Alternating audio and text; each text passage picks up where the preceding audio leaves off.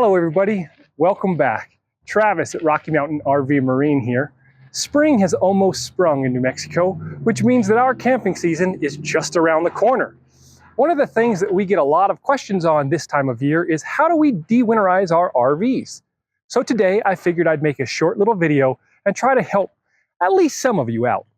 The first thing I like to do when de-winterizing is to get as much of the antifreeze that was in the trailer out of the trailer. In order to do that, you need to find your low point drains. That's why we're laying here on the ground. Low point drains are just what they say. They're the lowest point in your water system. In this case, there is your cold water, there is your hot water. So you're going to open these valves and drain out any of the antifreeze that is left in the system. Now that you've got all of that antifreeze drained out of the low points, the next step is to flush the remaining antifreeze out of those water lines.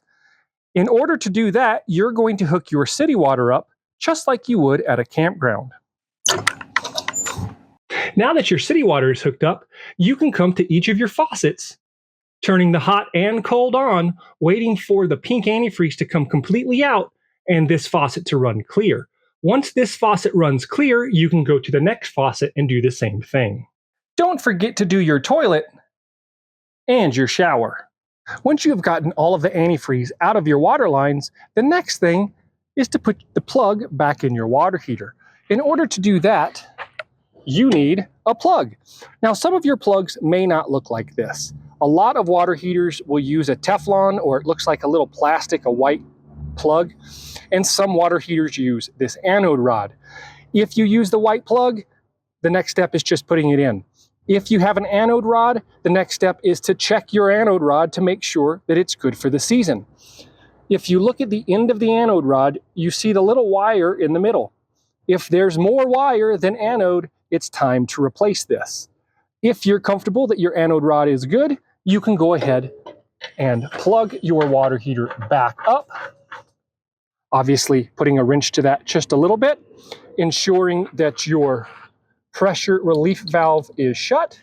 And now we can close the water heater, go inside, and turn it back from divert to normal use. We drain the low points. We flushed all the antifreeze out of those water lines.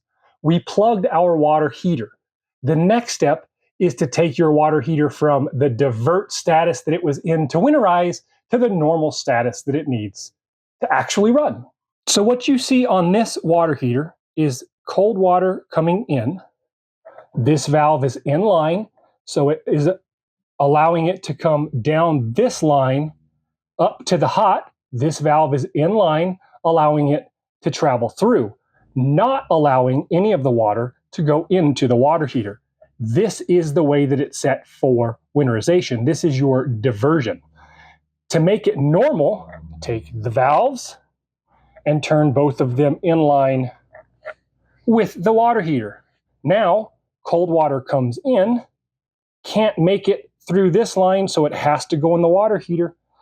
Heats up, comes out of the hot water tap on the top. Can't go this way because that valve is shut, so it's going to the coach. This is normal use. Okay, we're down to the last step. So, we've drained our low points and got as much antifreeze out as we could. We hooked our city water up, pushed the rest of that antifreeze out through the faucets. We plugged our water heater so it can be filled. We put our water heater back to normal use. Now we're to step 5, which is taking your water pump from its winterized position to its normal position. The next step is to take your water pump from the winterized position to the normal position.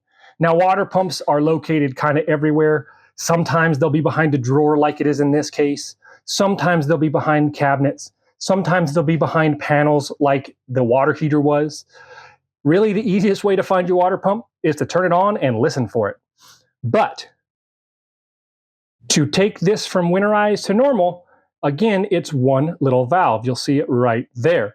Now, that valve is kind of the same as any other valve. What you'll see is right now it is in line with this siphon hose.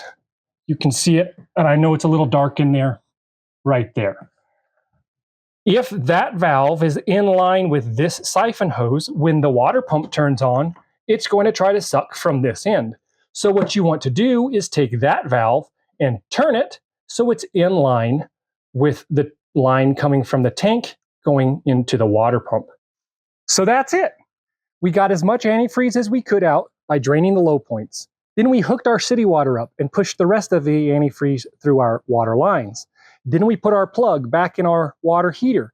Then we took our water heater from winterized position to normal position, and we took our water pump from winterized position to normal position. Now you can go camping. If you enjoy our videos, please like and subscribe. If you have questions that I didn't answer, leave a comment and I'm happy to do so. Thank you again.